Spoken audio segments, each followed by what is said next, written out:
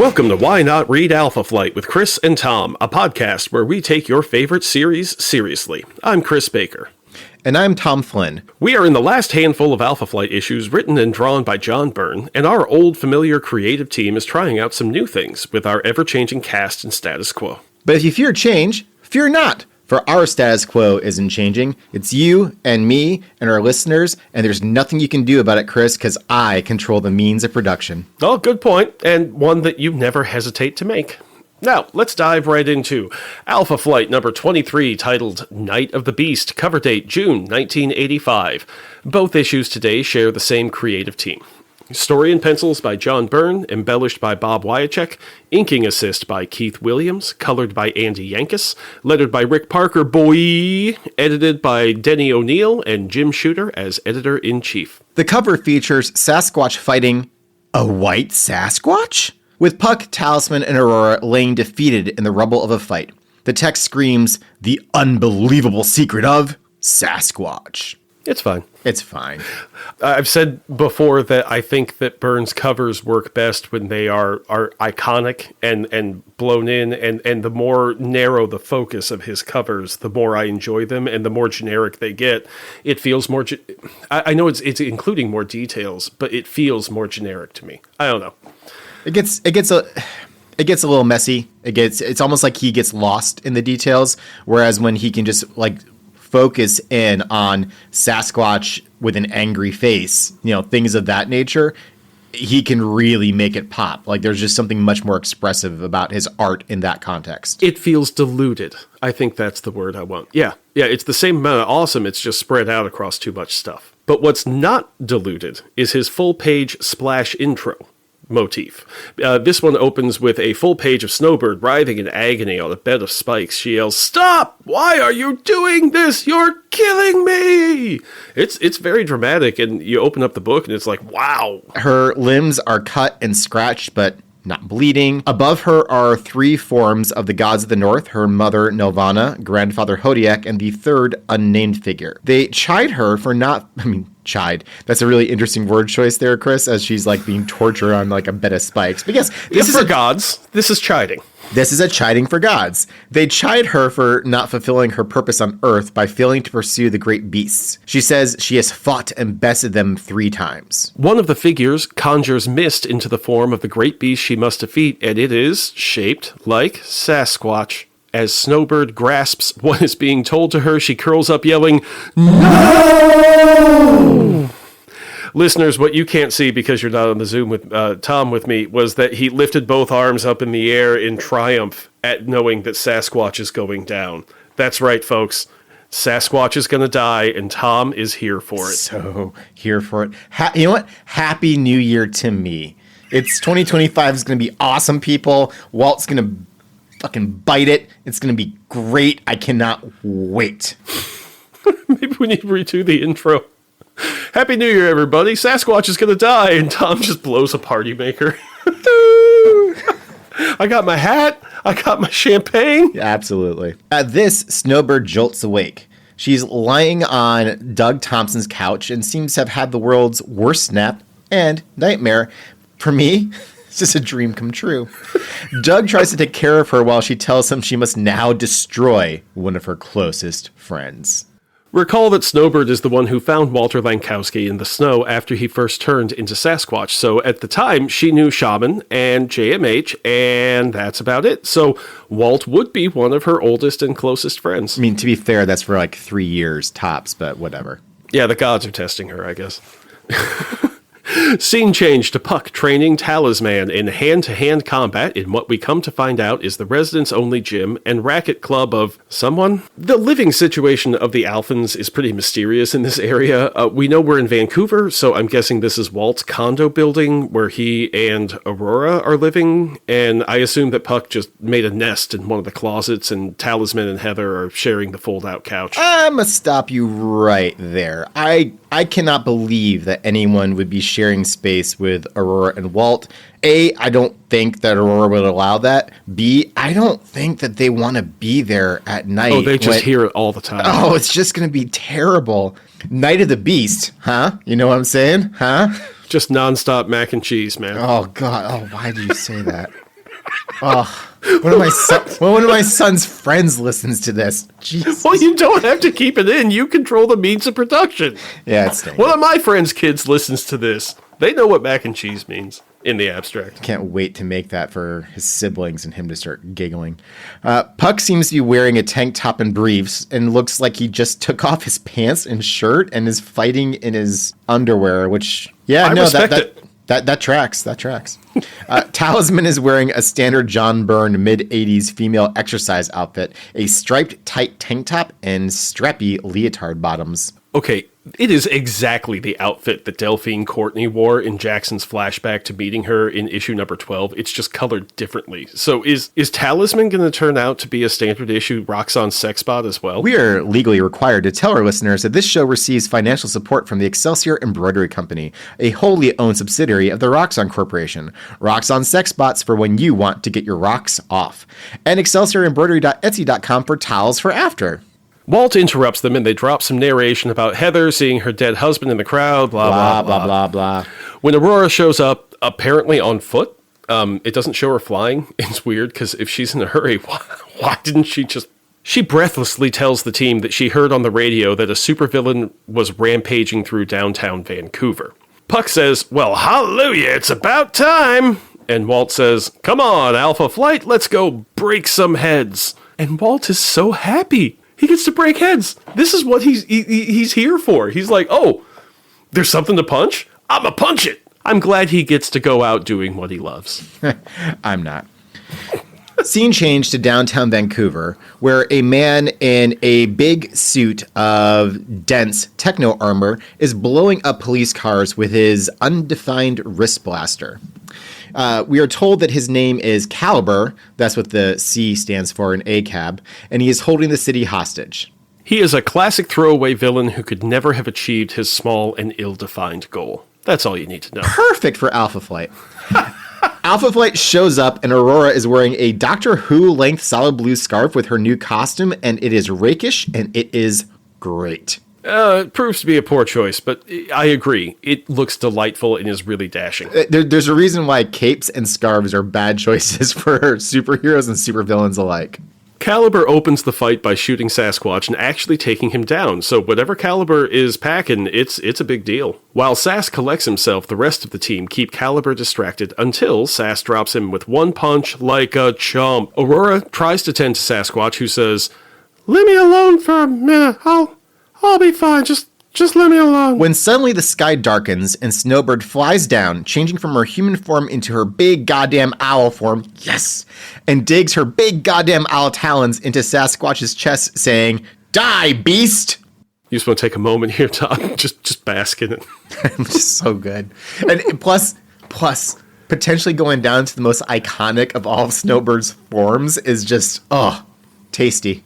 Snowbird don't shiv. When a great beast pops up and she realizes it's a great beast, to be fair, she takes a page from Colossus and goes straight for killing. Aurora rushes to pull Snowbird off her big, hairy lover, giving him the space to hit the Snowbird owl away. He turns to Aurora and says, I give thee thanks for this assistance, mortal female. Thou hast earned a reward of me. I shall grant to thee the boon of a quick and merciful death. He grabs her scarf and starts to choke her. Nice to see the word boon used again. I like it, John Byrne. Good stuff. Talisman steps up and does her using ambient magic in ways she doesn't understand but are a very effective trick to keep Sasquatch busy while Snowbird explains to Puck that the hairy orange asshole we have come to know, if not love, never love, has never been Sasquatch, but is actually the physical form of the great beast Tanorak. Recall that Walt became Sasquatch through a gamma radiation experiment on himself. His orange color, instead of the usual gamma green, was originally hand-waved away as interference from the northern lights or some shenanigans. Turns out, the energy unleashed from his experiment weakened the barriers that contained the great beasts enough for one of them to find a way through and give Walt access to his form. So the orange lummox Walt has been losing control of is actually the great beast Tanorak. Walt has been summoning Tanorak into the world, and Tanorak has been slowly exerting more control while on Earth until today when he took full control. Which makes Walt even more of an asshole than I ever thought. I'm unsure if I'm impressed or disappointed by this. Can you imagine if Sasquatch had been colored green as an actual just straight up gamma monster, I think it would make the whole book look a lot sillier. It would look terrible. But I just want to point out that, yeah, you didn't actually succeed in your experiment. Like, stick to football, buddy. Like, you're not that good of a gamma scientist. That's what you take away from this professional competence. Many, many things I'm taking away from this, and all of them are Dog and Walt, and that's all I need in this life. Snowbird realizes there's only one way to stop Tanorak, and that's to fight Sasquatch with Sasquatch and morph into a mirror image of Tanorak, but white. And like we were saying, the green would look silly. The white is striking. Very similar to Wendigo, but it's still very clearly Sasquatch with, the big swoopy eyebrows and everything. The great beasts are tied to the Northlands. Snowbird is tied to the Northlands and can take the form of any beast of the Northlands, so Aristotle would tell us that means Snowbird can become the Tanorak Sasquatch form. So, you know what that means. Sasquatch fight. Sasquatch fight! Every time my wife and I watch Lord of the Rings and Sauron and Gandalf fight, we start exclaiming, "Wizard fight!" And really, it's anytime wizards fight, like Jedi. Wizard fight! I think that's a very good point to make about the Jedi. Sasquatch fight! Point of order. Snowbird says here, though Walter Langowski, I'm asking the K, was no native of the North, the creature he created, the hybrid melding of himself and Tanorak, was. So we've been told Walt was born in British Columbia, so I'm not sure what shade Snowbird is throwing here, but I'm sure Tom is down for it. It's because he's a colonizer, which is a state of mind, much like a narc. Sasquatch fight ensues. Tanorak seems to be toying with Snowbird, bragging about his age and experience, which has other meanings. Jesus Christ, of course, this is the great beast Walt would summon. I wonder if there were other great beasts that could have come through that he could have ended up with. Nope. It was always and only ever going to be Tanorak. He didn't want to be Tundra, He didn't want to be Ranark or whatever. Like he wanted to be a big Ranak. Fine. He wanted to be a big burly monster. Like that's what he wanted. Okay. Like this is as much an expression of who Walt is on the inside as it is a great beast. Who is the true great beast? Tanorak or Walt? Wow. Tanorak's probably killed more people. For all of his problems, Walt, I don't think, has killed anybody. Yeah, good bit of environmental damage. Know of. That we know of. It's just trees. Whatever. At the end of the fight, it seems Tanorak realizes that Snowbird may actually be as strong as him, and he pulls a Jan Rog, asterisk, on her, talking down to her paternalistically about how she can't possibly beat him. He says, I'm older than the world. What are you? You are less than a babe, Snowbird. You have no heart for such matters. Snowbird replies, perhaps not, beast, but now neither have you. And she rips his heart out of his body in her right hand and drops Walter Langowski's body to the ground with her left hand. Not Sasquatch. Walt. Blonde Walt in his orange briefs. As soon as Tanorak was killed, his body switched places with Walter's. I thought I'd feel more about this, but hey, I guess that gives the thing another team to join, eh? Oh, dude. It's not Alpha Flight unless we have a giant orange strong guy. This is what I'm saying. That's why he's orange, Tom. Because John Byrne made him. And John Byrne thinks you can't have a real superhero team unless there's a giant orange strongman on the team. It's really that simple, I think. I think on the Patreon we should make available your insane murder board connecting all things John Byrne and Alpha Flight to all other things John Byrne, just so people can see the inner workings of your mind. Oh, there's probably books written about that look way less insane conspiracy pegboard. They're probably more insane conspiracy pegboard though for being books written about it. Just gotta say. In the aftermath, when the rest of Alpha Flight is surprisingly chill with Snowbird having killed the next longest member of the team, they're all secretly relieved. Puck has been waiting for this. Yeah, Puck's like, well, anyway. Who's small now? Okay. All right, I'm going to need a minute on that one. I've always said you ain't got no heart, Langowski. Oh, God, that's perfect. That's amazing Puck right there. Snowbird explains, the beast had taken complete control of the physical form of Walter Langowski. To destroy the beast, it was necessary to destroy that physical form. Puck says, wait a minute, are you picking your words as carefully as I hope you are, Snowbird? Snowbird explains, Walt's soul is still alive in the kingdom of the great beasts, so Alpha's going to go get that lovable lummox back. God damn it! You guys were finally free of this asshole, and now you're gonna go get him back? Leave no Alphan behind, Tom. I take it back. 2025 sucks. This is what you can expect. You want to know the future of humanity? It's Walter Lankowski coming back to life over and over again. So yeah, that asterisk back where I said the weird name Jan Rog, that's the name of Jude Law's character in Captain Marvel, because most people probably don't remember it. But anyway, I found his final gambit against Carol and her response to be maddeningly realistic. And that's exactly what Tanorak tries to do to Snowbird. Same thing. Talk down to her, get her to give up advantages, blah, blah, blah. You know, we've already kind of made this point, or jokingly made this point a little bit, but like, there's a way in Walt's banter that he's not doing different things in Tanorak. He's constantly talking about the fun of it, being strong, being this, being that. I mean, I don't know. No, I take that back. That's a little bit of an overstretch. Oh yeah, you'll cut that out. No, I'll own it. I'll leave it in, but just that one. I mean, I'm just curious. What do you think of this issue overall? Because we're gonna have some thoughts about the next issue.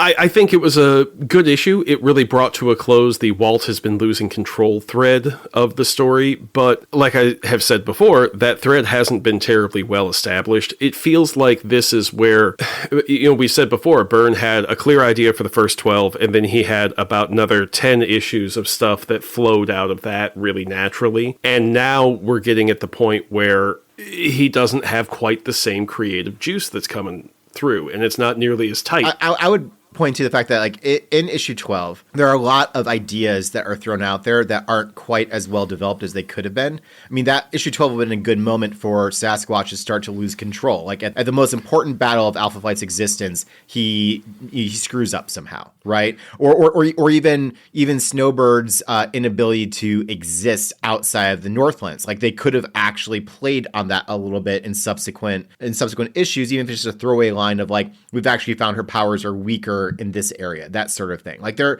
are things that he could have done to kind of build it up even more that didn't quite happen. And I think that's partially a function of the stories that were being told. And, we've remarked already on how, like, Sasquatch and Aurora kind of disappear for a while after issue 12. And both of their subplots are handled poorly here in this third phase of the Byrne run, where her power alteration and interaction with Northstar, who's just off the map now, it feels a little bit like the wheels are coming off the bus, but we're not quite there yet, and we've got Secret Wars 2 on the horizon, and so everything kind of feels that way. There's an unwieldiness to any soap opera, right? Like, it's too many ideas happening too fast without proper handling. It can very quickly become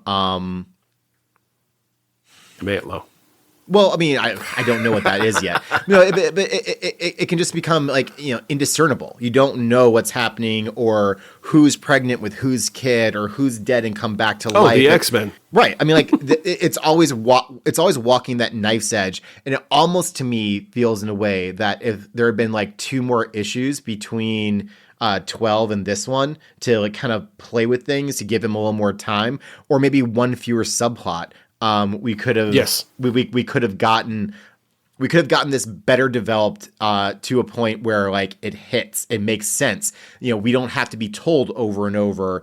Yeah, it felt like there was some missing pages here. There was a lot of tell, not a lot of show, right? And that's normal in comics because you just kind of have to do that to onboard people quickly. But if that's the only way you're doing it, then it feels a little hollow when there's some version of a payoff to that particular story. Well, and to bring it back to what we started with the cover, it feels a little diluted. Yes. It's not the concentrated storytelling of the first 15, 20 issues where there's really clearly what we're doing here, and then some other stuff hooked in as interludes because that part is going to be moving forward. It just loses a lot of that. And we'll talk more about that when we do, like, our big wrap up on Byrne and place it more in the context of other stuff that's going on in comics and with Byrne. So there will be more explanation, listener.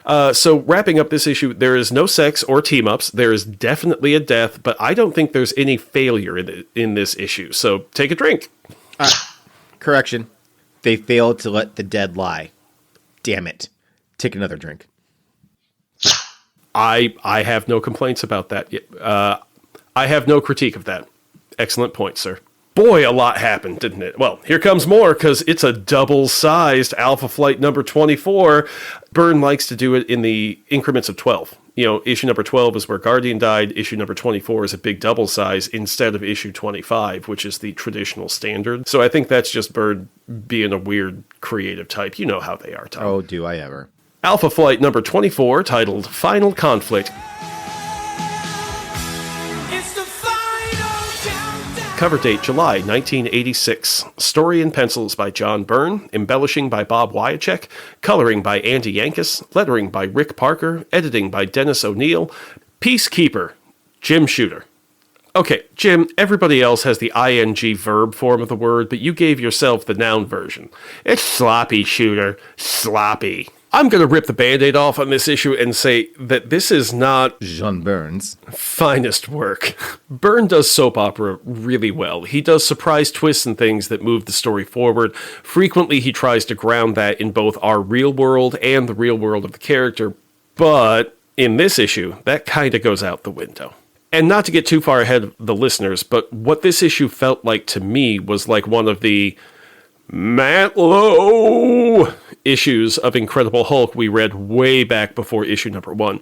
Stuff happens and it isn't fully explained, but the issue moves fast and the characters are distinct. It's just not the same storytelling, you know? Yeah. We're going to try not to dwell on the less than stellar parts, but trust us, if you're left wondering things like, where's this happening and what happened to Walt's body, or how did the team get here without Shaman or a jet? Just trust that we don't have any more explanation than you. We're here to take our favorite series seriously. Enough people are happy to tell you why this issue sucks if you want to seek them out. But the kind of pure souls who listen to our show would never want to do that, would you, dear listener? And a pure soul like you would probably be willing to subscribe to our Patreon as a thank you for the hours of entertainment you've enjoyed with us. $1 a month, $5 a month, whatever makes a pure soul like yours sleep well at night and helps me sleep. I don't sleep. It's a problem. Chris won't let me. Not until we have more patrons. Please, subscribe. And remember, the fastest way to a pure soul is to unburden yourself of all that terrible, filthy money. You are so Catholic, man. It's a busy cover with Alpha Flight in the center of a yellow and orange hellscape. There's a mysterious, magic-looking creature in there, apparently a great beast. It's fine. Like we said, Byrne's covers seem to suffer when he uses too many pencil strokes. This issue is split into chapters, making scripting this episode, according to Chris, a whole lot easier. Oh, it's great. I love it. It's so easy to just plunk them in. Chapter 1, The Gathering. There can be only one! A cloud! Ugh, you and your Highlander. Great splash page opening of a bleak, stormy landscape featuring a circular ridge inside another circular ridge. It's a real long shot, so you can tell this is a real big pair of circular ridges. Never thought I would hear you say circular ridge that many times in a row. Old Man Puck explains to Heather, Talisman, and Snowbird that this place is called the Eye of the World by the, quote, Eskimos, unquote, in these parts. Truthfully, I can see why it's called the Eye of the World, but it's drawn in a way that it could just as easily be called the butthole of the world. Aurora takes a break from crying over Walter's magically suspended body to try to turn Alpha Flight against Snowbird. She's not right to do it, but I get where she's coming from. Everyone, again, remarkably chill with Snowbird having killed Walt. Well, no one knows Walt better than Alpha Flight, so they totally understand. I take that back. Walt's ex-wife probably knew him pretty well too, and, well, she got the fuck out years ago, and it's not like he's gotten any better since then, so... Apparently one of the magic users turned Walt's body into a mud-looking crystal between issues because Walt's body is a mud-looking crystal that floats in the air now. Outside matches inside now.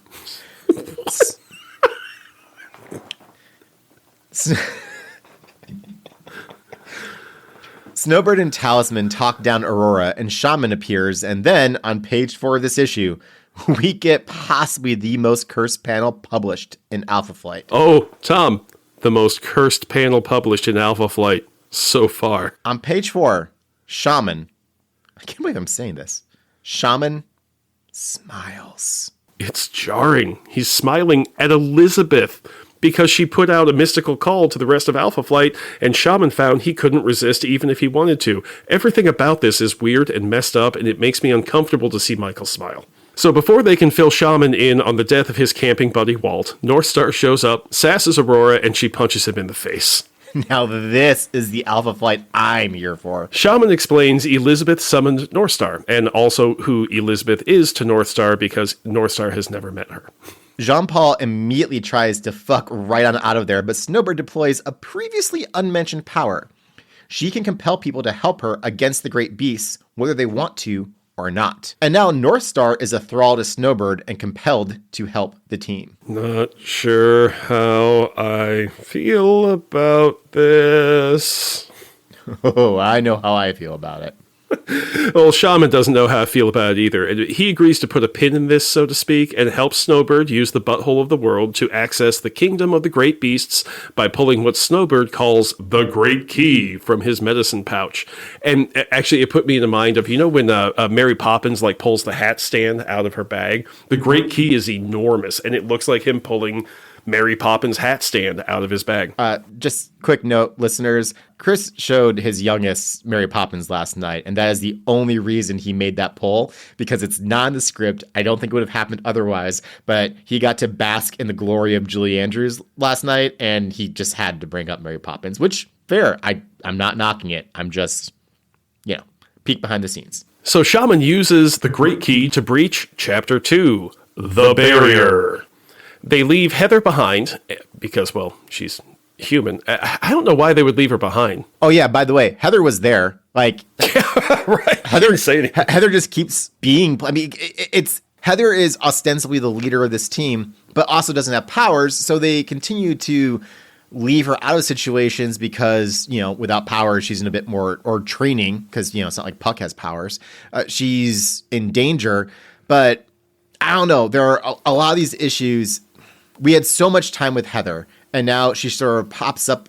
Almost, it's like she's popping up in the background, and it's a little weird. Well, when people talk about leadership, and in terms of teams like this, there's the leader who says, you go left and I'll go right, and does the tactic on the ground stuff, and then there's the leader who does the social leading of making sure the team is fitting together and working together the right way, but those people do not have to be the same person on every team because they're very different skills, I totally get what you're saying, and I don't disagree. I'm just saying again, this is kind of going back to what we were talking about before. There's just a little bit too much going on to give everyone the context and weighting that would make more sense. And in this situation, or at least the last couple of issues, it very much feels like Heather she was the A plot and now she's the D plot. And there was no real in between, and that just feels a little off. But it's not even a big point. It's just something I wanted to note. Well, I think that she does a good job of that social leading because they all turn and look to her to hold the team together, and that's why they acknowledge her as the leader. They don't have a tactical leader. There is no one who is in charge of Alpha Flight. They just show up and do whatever it is they feel like doing, and nobody tells them anything except Spider-Man. Yeah. Spider-Man tells them off. It shows. So they leave Heather behind, and they enter 3 pages of Trippy Dippy Light Show, which brings us to Chapter 3, The Shattered Lands, which means the realm of the beasts. This world is intricately penciled, but completely black and white. Our 6 heroes are still in color. The landscape is just washed out and conveys an intense, used-up vibe. The landscape is dictated by the great beast Somon, the great artificer. He's like the Zeus or Jove or Blind Io of the great beasts, first among equals, the one who is able to get the other great beasts to stop attacking each other and work together to attack Novada and Hodiak, Snowbird's mother and grandfather. Snowbird, Aurora, and a brainwashed Northstar scout ahead and encounter Somon himself, who says, "Greetings, mortals. It has been too long since we had guests in our tired, sad world. You are most welcome here, as meat is welcome in the house of a starving man." Snowbird mouths off to him a bit, and he says, "Remember with whom you contend, child. I am older than the oldest, more powerful than the greatest wielder of power." To which she says, "I see no evidence of this, Somon. You struck at me, as any mortal might. I am unimpressed." Boy, Snowbird knows how to talk smack when it is called for. She never, ever does it with humans. But whenever she talks to a great beast, it is just... chef's kiss. Somon summons the great beast Tundra, whom we have met and defeated, and newcomers Karyuk the Corruptor, who looks like a giant rotting corpse, and Toamak the Fire Beast, not to be confused with Kolamak, the Beast of the Snows that Snowbird defeated in her No Art issue number 6. Great issue. As Puck, Shaman, and Talisman wonder... Talisman? Talisman?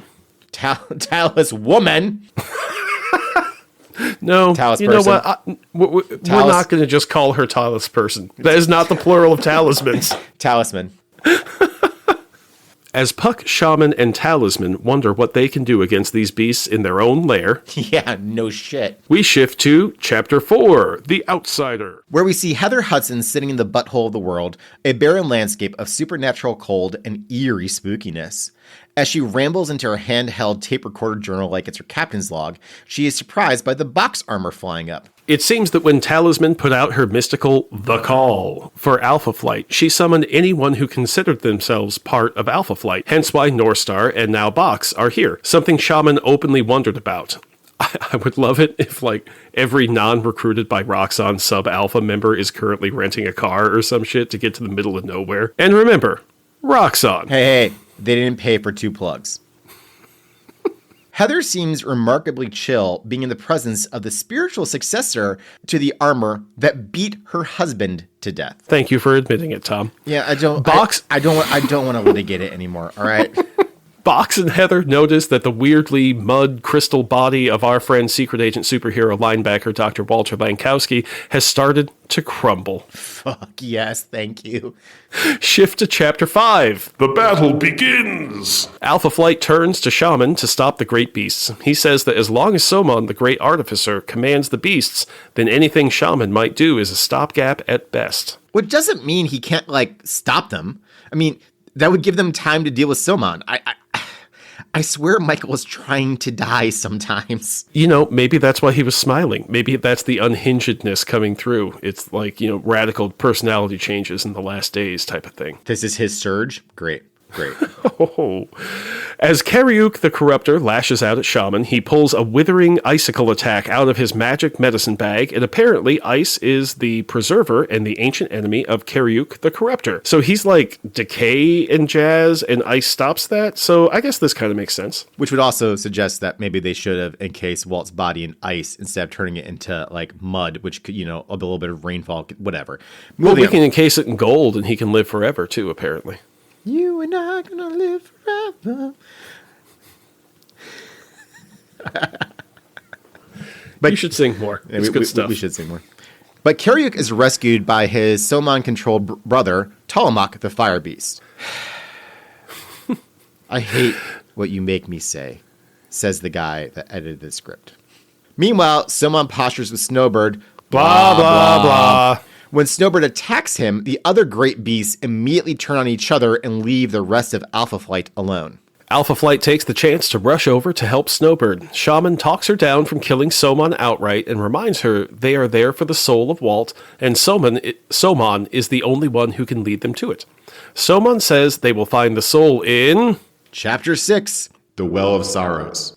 No, he literally says Chapter 6, The Well of Sorrows. It's really weird for everyone, but apparently Somon... Yeah, they're like looking at each other like, chapter. What's going on? Does he know more about our reality than... Anyway, a deep pit beneath the great glow globe of Fishtash Hazarak, which would be more impressive if this scene was in color, because in black and white, the great glow globe just looks like an empty sphere of white, same as anything else. This landscape very much feels like a color movie that had a black and white aesthetic laid over it, but in a bad way for the wrong reasons. Like, they thought it'd add gravitas when all it does is reduce impact. Anyways. Oh, like Sky Captain in the World of Tomorrow? That's exactly what I was thinking of. Yeah, it just, it pushes it into like a weird, not even uncanny valley. It just, meh. Yeah. The great beast killed everyone and everything on this world because they are short-sighted monsters. The Well of Sorrows, according to Somon, is where all the mortal souls that used to live on this world ended up. So when Walt would trade places with Tanarak, this is where it went, which... Shaman says here that Walt's soul would trade places with Tanarak, but earlier in the last issue, Snowbird told us that Walt's body would trade places with Tanarak, which I would have thought that Walt would have noticed, if he was going to hell every time he squatches out. Well, except that his soul stayed behind each time. Like, his soul was in charge of the body, which almost means that Tanarak was in charge of Walt's body. Ooh, that's interesting. Ew. Yeah, that's not great. Well, there's nothing to do with it on this world. Well, I'm sure he could find something. Moving on. You're not allowed to give me any crap about anything I ever pull out again, because you're talking about a great beast jerking off with Walt's body. I never said that. There's nothing else to do. It's a dead, used-up world, Tom. That should probably come out. Soman says Walt can only be saved by someone who loves him, someone who hates him, Ooh, and me. and someone with more power than him, which seems weirdly specific. And I guess that's why Northstar had to be forced onto this adventure. But seriously, if you told him that he had to go because he hates Walter Lankowski, Northstar would have been like, I hate that bastard. Let's go. Like, you didn't have to have Snowbird completely negate his free will. Yeah, that's very much a... You had my interest. You had my attention. Now you have my interest. Northstar, Aurora, and Talisman descend into the mystically dark pit of the well. So dark that even Aurora's new, old light powers can't penetrate it. Sidebar, I don't recall Walt ever saying that his tinkering with her body would eliminate her ability to generate light when touching Northstar, just that she would be able to do it on her own. They should have tried that trick in the dark. I've seen that movie. In the dark, a swirling figure takes shape, and Soman stands before them declaring, Foolish mortals, you challenge my power when you understand not a 10th part of its scope, its magnitude. I command this world. I fill it with my will. I am the life of the planet, and I am your death. Soman almost casually reaches out his giant hand, and one clawed finger pierces each of our three heroes. At that moment outside the well, Snowbird doubles over as if stabbed, saying, We are betrayed, Shaman. The old beast lied to us. Soman says, Bitch, please. No, sorry. He actually says, Not so, child of man. Man, I love how everyone likes to try and shit on her for being half human. It's pretty great, actually. It's probably what the gods would do. Totally. Not so, child of man. I have said nothing that was not true, in part. I simply did not say all that was true. Snowbird just does what she does and stabs her hand through Soman's chest and kills him. Snowbird does not shiv when it comes to killing great beasts. Shaman mystically summons the Alphans from the Well of Sorrows, only to find he has brought back 3 corpses. It seems that Alpha Flight has found Chapter 7, The Price. Shaman immediately can tell their death is psychic in nature and something drained their life force. Snowbird wonders if they could be revived with an injection of life force. And let me tell you, I've seen that movie. Shaman laments that only Talisman could wield the power needed for that, and since she needs it done for her, well, they're all shit out of luck. Suddenly, the great glow globe of Fish Tash Hazarak, and by the way, Byrne, come on, seriously? We get it. Just what's the term from Dune? Quizot's Hazarak? Quizwat's Haderach. Yeah, but that actually has this is an attempt to be like a great old one eldritch bullshit Lovecraftian thing. This is nonsense. Anyway, floating above the Well of Sorrows begins to stir. I'm not going to go back and repeat it. I'm just going to keep moving. Begins to stir, and it changes in color. See, I told you it would look more impressive in color. And the Deus Ex Globe changes from yellow into red and shoots down 3 beams of energy into our recently deceased Alphans who are no longer deceased. So, take 3 drinks and then immediately throw them back up. I recommend Malört. It makes the process automatic. I really, really, really don't. And Chris, please stop trying to appropriate my identity as a Chicagoan. You're near to St. Louis. Find something horrible down there to drink. Everything down here is horrible. It's nothing but Budweiser, Well, Tom. then it's easy for you. I'm sorry. Like, it's just easy for you. Shaman explains to the recently revived that Soman has lied to them, and there are no souls in the Well of Sorrows. There is only Walter's soul above them. Quote, "And a great and noble soul it must be, after all, for he sensed your distress and used his own life energy to rekindle your failed flames. And that act has cost him much. His energy level has dwindled to a tiny fraction of what it should be." So, Tom, Walt's soul is noble enough to bring 3 people back to life and still have enough for himself. What do you think? This is bullshit disguised as narrative convenience. The Walt I know and loathe would absolutely have left North Star in particular dead. You know what? I think that would have been a fantastic route for this book to go, is that Walt revived the 2 of them, and North Star was left there, and then now Aurora is mad at him for leaving North Star dead, even though she hates North Star, because, Tom, look at me. You know that's how Aurora would react, right? Yeah, because Aurora's The most dramatic theater kid you've ever known. Shaman grabs the soul and magics them back to the butthole of the world and the waiting Heather Hudson, declaring, "Complete success, Heather. The beasts are undone and the soul of Walter Lankowski is recovered." He cracks his back, gives a satisfied sigh, and observes his kingdom. It's nice to see such an unambiguous success get acknowledged, Tom.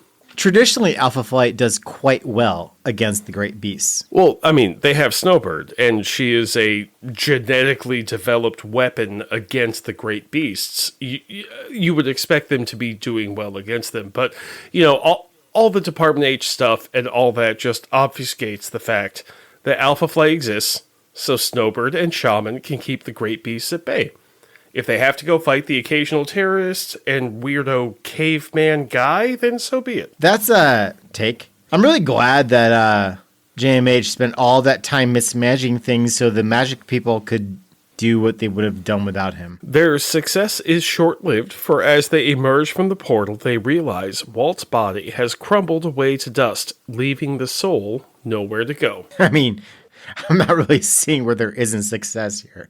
Like, Jeez, Tom, just move along with the script, okay? thinking quickly, Shaman turns to Box and says that the living metal of the Box armor is able to contain Walt's spirit at least temporarily. So, Roger Box phases out of the armor and Northstar catches him. Okay, first of all, that is uncharacteristically nice of Northstar, and especially to help with Walt, so we can very clearly tell that he is still under the control of Snowbird, even though she has dispatched all of the great beasts. You know, I think that's a little harsh on Northstar, and like this is me saying that that's harsh about Northstar. Like, he is a prick. Absolutely. He hates Walt. We're in a little bit of a contest. It's fine. I get it. But that doesn't mean he's just going to let someone like fall. Okay. Yeah, that was pretty uncharacteristic as hell. Thank you, Tom. Now, second, this is one of those moments we're not going to dwell on in this issue because Michael shouldn't know about the living metal of the new box armor, but John Byrne kind of let all of that stuff spill out of his writer brain into his character brains. With that said, Shaman blasts the soul globe energy into the box armor and it moves! Yeah. The box armor. It moved. Aurora exclaims, What? Walter! Cherie! You're alive! And Walt says, I don't exactly feel all right. I feel kind of like a 56 Buick. What gives? At which point, we are treated with a second cursed panel of Dr. Michael fucking Twoyoungmen smiling, and it haunts me.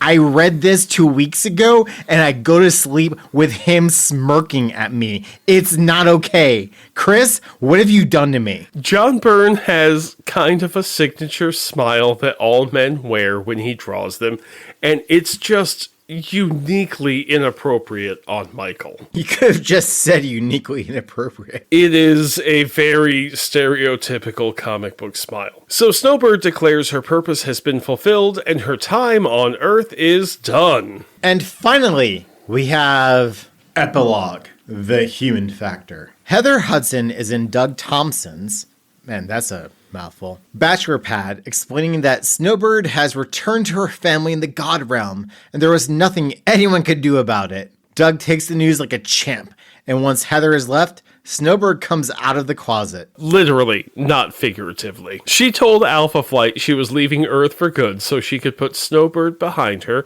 and explore life as Anne Mackenzie, along with her stalwart lover, Doug. And she turns to him and says, I have come to you in secret, Douglas. I want you to help me learn. Teach me to be human, my love. Teach me to be a woman. And they kiss. Finny. Okay, I've seen that movie. Also, Snowbird previously established that she did not have the means to share in human love with Doug, but this episode is long enough already that I don't need to add the 5 minutes of speculating about Snowbird's genitalia that I have, honest to God, written out. Tom just spent a healthy 10 seconds staring at me that I assume he cuts out in the final version. The magic of audio. The issue ends with what is labeled a bonus pinup of a super badass shaman floating in some really pretty nature and throwing energy around. Look, no joke, I literally printed this page out from the digital file that I was reading, so I could literally pin it up in my embroidery studio. I like it. Speaking of which, Why Not Read Alpha Flight with Chris and Tom is brought to you by the Excelsior Embroidery Company, a subsidiary of the Roxxon Corporation. New this week, we have some fun patches inspired by my favorite Mario Kart driver, Luigi. I think you'll like them.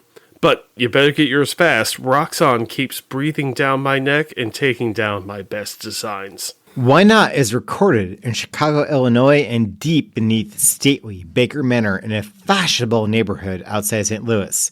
It is written by Chris Baker, produced by Tom Flynn, that's me. And good lord, I had to remove a lot of I've seen that movie lines from this episode with additional cat noises that didn't really happen, but like we can assume they happened. They're provided by a chonky calico named Teeny, and I swear, Chris, when Teeny is no longer with us, she will still be part of this podcast. Why Not is released every other Monday at www.thewhynotpod.com and wherever you get your podcasts. Join us next time as we tackle 2 more issues of Alpha Flight and work our way inexorably closer to the Matt Lowe era. I can't